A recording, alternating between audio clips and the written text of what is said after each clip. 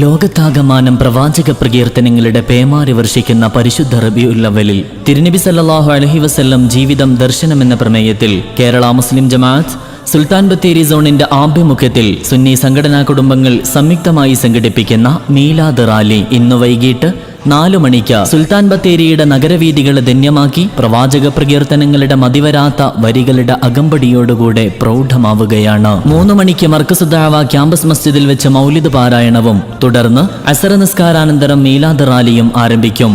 വിശ്വാസികൾ അണിനിരക്കുന്ന നയനമനോഹരമായ മീലാദ് റാലി സുൽത്താൻ ബത്തേരിയുടെ നഗരവീഥികളെ ധന്യമാക്കിക്കൊണ്ട് നടത്തപ്പെടും. തുടർന്ന് സ്വതന്ത്ര മൈതാനിയിൽ വെച്ച് നടക്കുന്ന സമാപന സമ്മേളന സദസ്സിൽ ജമാലുദ്ദീൻ സഅദി പള്ളിക്കൽ മീലാദ് സന്ദേശ പ്രഭാഷണവും നടത്തും.